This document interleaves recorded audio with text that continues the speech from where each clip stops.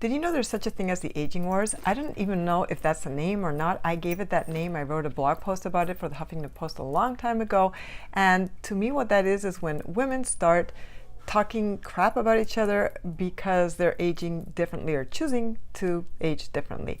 And I remember when I was pregnant, it starts there. It actually starts probably before. It's like, who has the best pregnancy? Who's doing it better? Who's breastfeeding better? Who had the best birth? Whose baby sleeps more? It just, it makes you feel like a lesser woman because there's always somebody out there who's doing whatever, the mommy wars, right? Doing something better than you.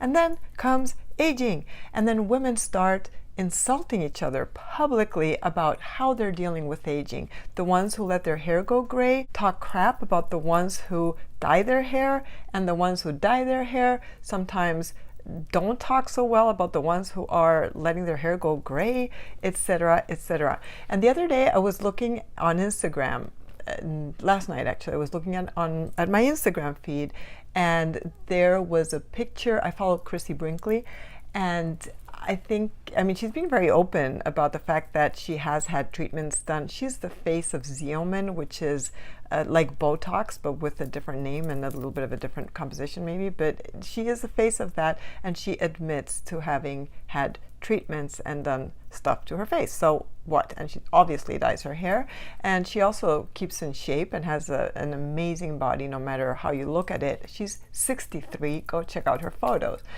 So recently, on looking at her video of her applying one of her creams of her own brand on her face, somebody commented on her hands. Somebody said, "Oh my God, her hands are so old." And I was very happy to see a lot of women come to defend her because they're like, why would you point that out? I mean, she is 63.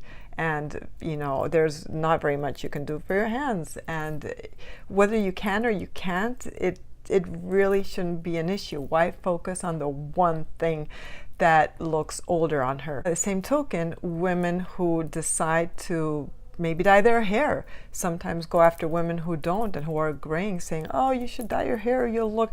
My own hairdresser doesn't want me to go gray. She tells me, "Oh, it's gonna make you look so much older." And actually that's not the reason why I'm not going gray. It's just because my whole hair is not silver, so I don't like the look it has on me right now, the second.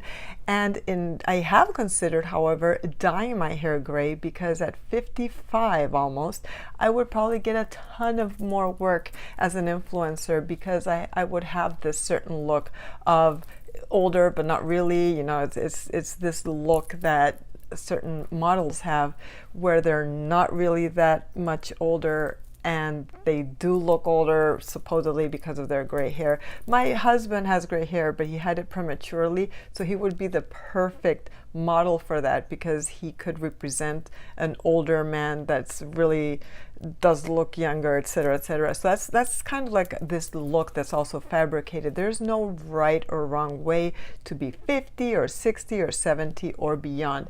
And especially when talking about celebrities, I remember when people were talking about Jane Fonda and she was on the red carpet, and a lot of people were commenting on the good, the bad. Well, she has surgery. She hasn't had surgery. She's admitted to having surgery. So what? She also admitted to having a boob job, and then she undid the boob job because she didn't want it. And it shouldn't really matter. And these are women who live off of their looks. But what about those of us who don't? I mean, what about those of us who are regular people we're not movie stars, and I make a living online. I'm a writer, so a lot of what I do has absolutely nothing to do with how I look. People who read some of my books probably don't even know what I look like. There's my pictures in the back right there, but these are all words and there are no photos of me in there. By the way, the book is called Tu Mejor Edad, Your Best Age, which will be soon available in English, and I will let you know. But so I make a living writing mainly, or communicating. The point being that even online, I've seen friends of mine say, well, I'm going gray and this is the way to go and this is the way you should do it, and what do you think of women who don't embrace aging because they're not going gray?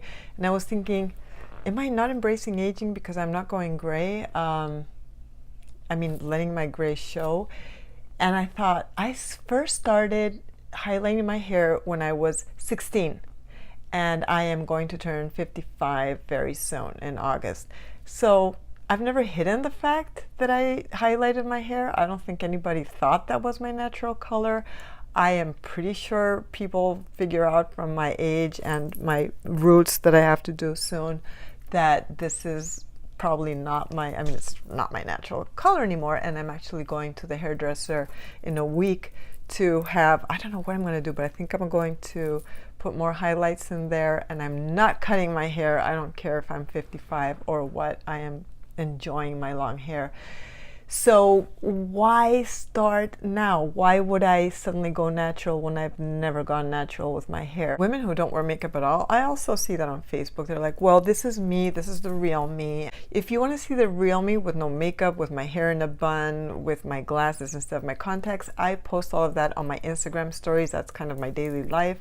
I post curated photos on Lorraine C. Laddish at Instagram.